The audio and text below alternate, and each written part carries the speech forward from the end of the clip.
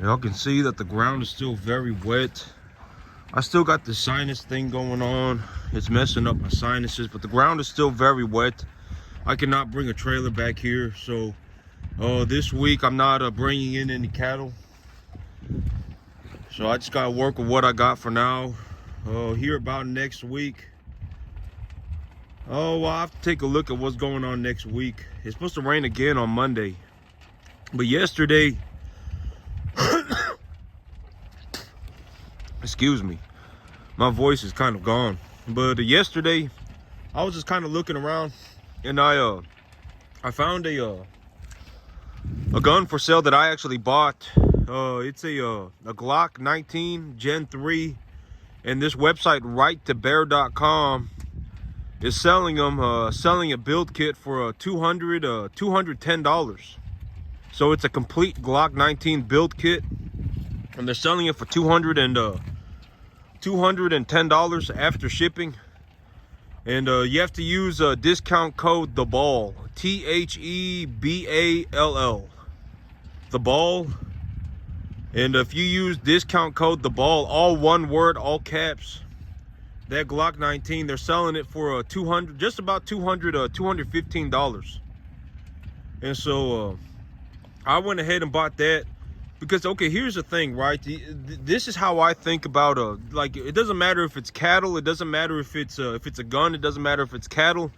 If I know that there is a market for it, like somebody at the end of the day, like if I really went looking around, if I put myself in the right place, if I went to if I just looked around in the right spots, somebody would be willing to give me $200 for a Glock 19. Legally. I would legally be able to get $200 for my Glock 19. It could be a pawn shop. It could be a gun store. It could be a private sale to a license to carry, somebody with a license to carry license. You know, there are many different ways, right? And I'm not saying that I'm probably gonna hold on to this gun for I bought it with a threaded barrel. And I got a dual port compensator for it. And I know that that it's not well, I just got it as a plinking pistol, so I'm gonna shoot it for just for personal enjoyment, and I'm gonna hold on to it. I had a Glock 19 a long time ago, and I actually traded it in for a P365, and I really like my P365.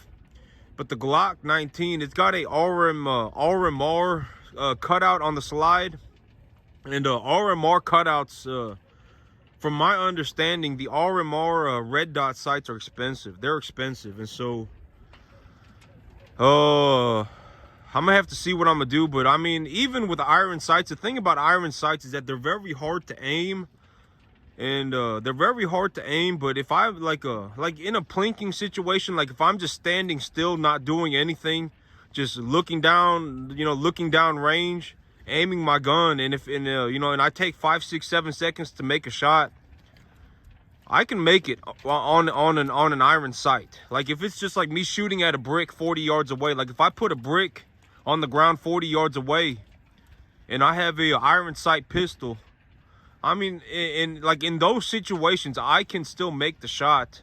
It's just, it's not an ideal situation, right? Like in a realistic, like if I was in a high stress situation or whatever, it would not be an ideal situation, right? You wouldn't want to be standing there, just staring down the pistol for 6, 7 seconds to pull the trigger one time.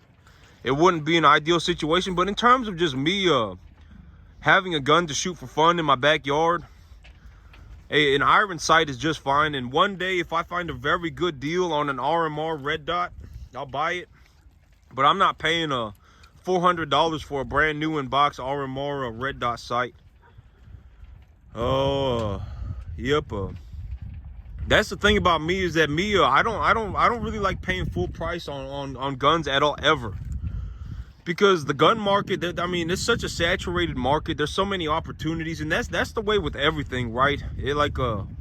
I think once Like once an understanding of a certain market is developed to a relatively high degree, there is unlimited opportunity. Like for me in the cattle business, there was unlimited opportunity, right? Like I could run cattle, as many cattle as I could possibly handle until the day that I could run cattle 15 hours a day for the rest of my life, and I wouldn't ever run out of opportunity, because I'm a grass grower, right? I grow grass, and the product that I produce is in very high demand, and I get paid a lot of money for it. I get paid a lot of money for it. These cattle, I make a lot of money on them.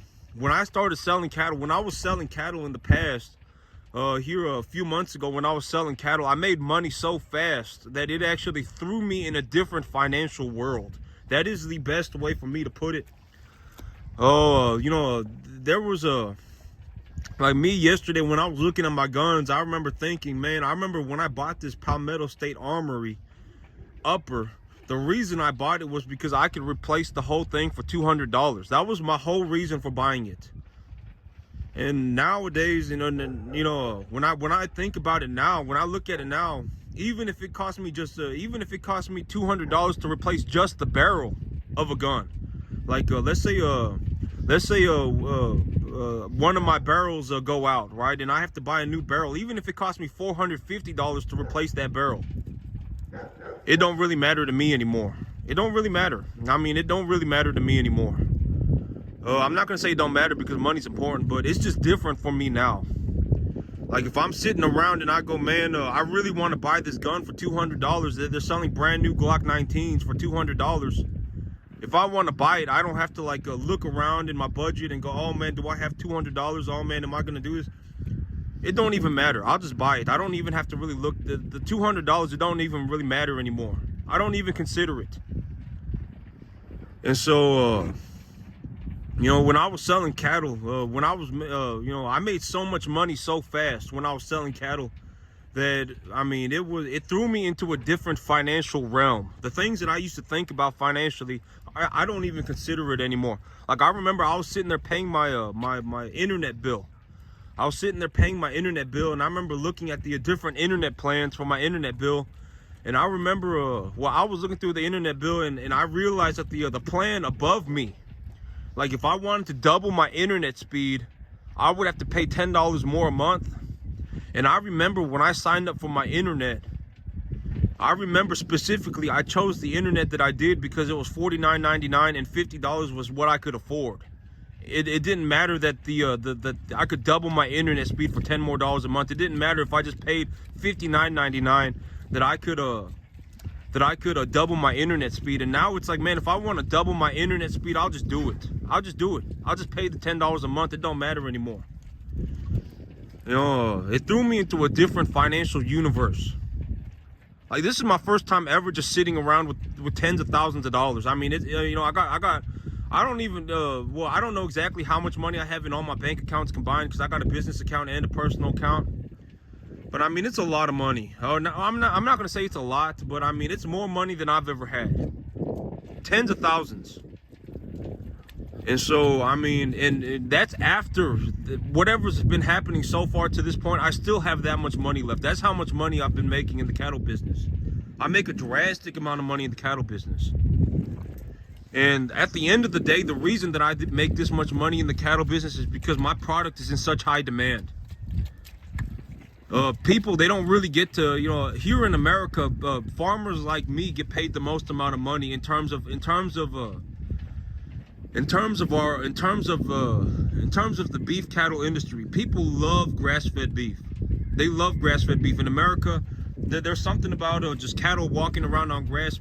I know, even me, like when I look at the commercial cattle industry, and they got a barn about this size over here, and they got 75 animals packed into it, and they got holes cut out in the floor, so when the animals poop, the poop just falls through the floor, and they collect the poop out and they throw it out on their field. When I see stuff like that, it kind of makes me uneasy, right? It kind of makes me uneasy. A lot of people, they love to see stuff like this. A big old 10-acre field, only got 40, 50 animals on it. You know, not anywhere near capacity. I mean, you know, the animals have plenty of room to walk around as much as they want. They got all the grass they could ever possibly eat. I mean, people in America, they love seeing this. And at the end of the day, the reason I get paid so much money for my product is because at the end of the day, this is what I'm producing, right? And so, I mean, it just is what it is. Grass don't really cost much money to grow at all. I mean, I don't even really, the $400, $500, the $500, $600 a month that it costs me to grow the grass, it don't really even matter to me. But I remember like yesterday, well, I mean, Midway USA has these one-time Prism scopes for sale.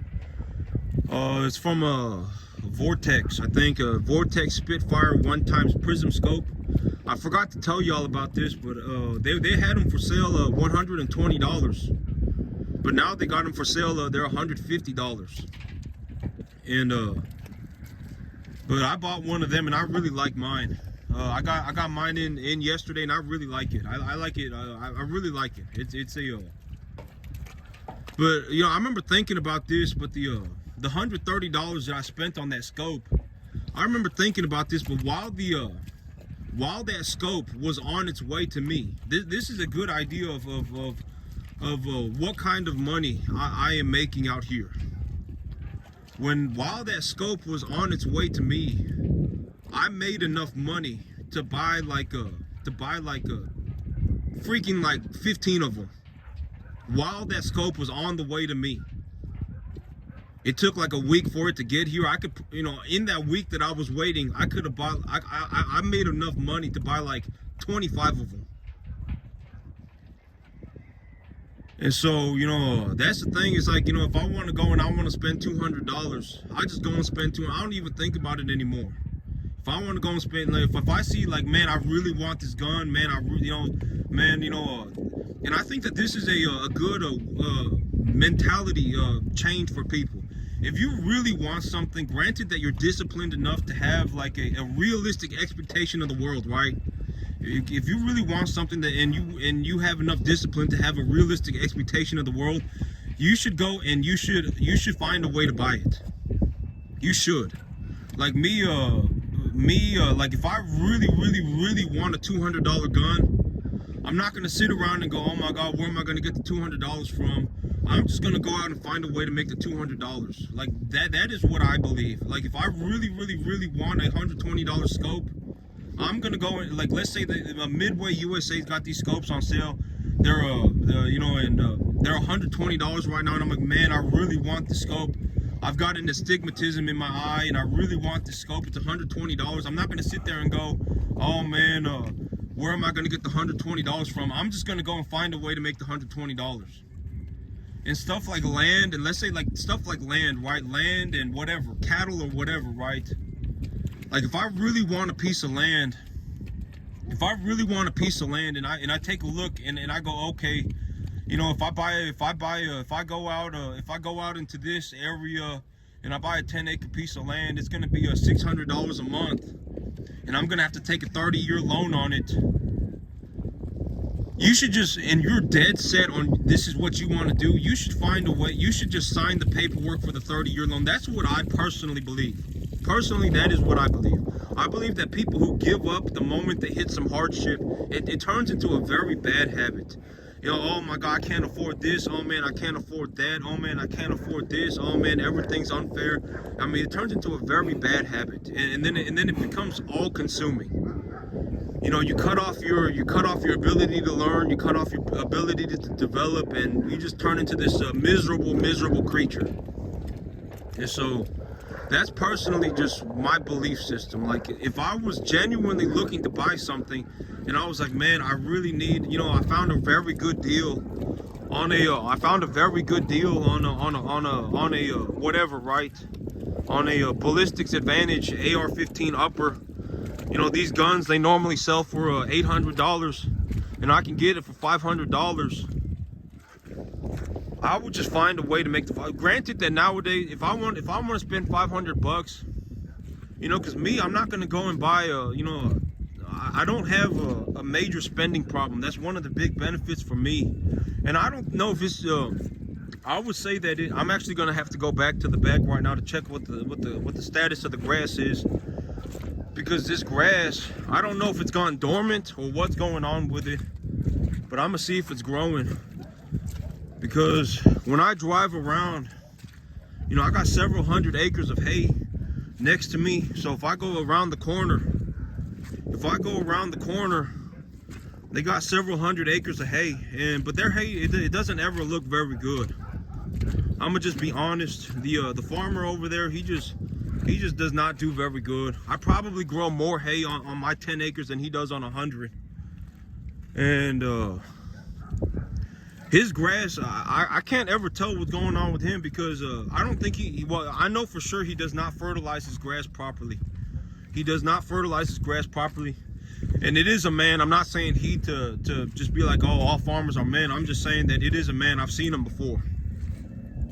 And he does not fertilize his grass properly, or his crops mostly.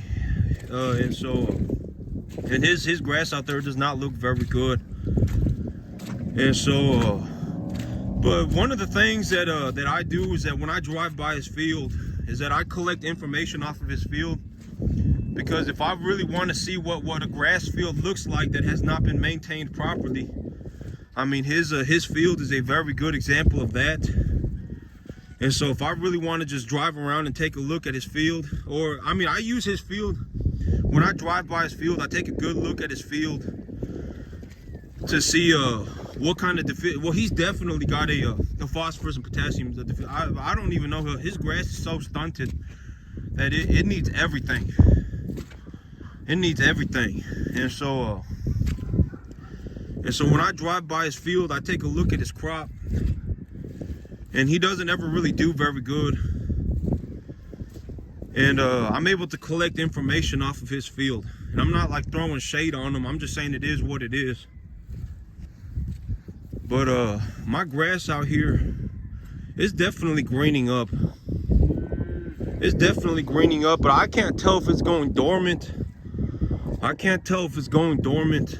I can't tell what's going on exactly with my grass right now, but oh, next week it's supposed to dip to about 25.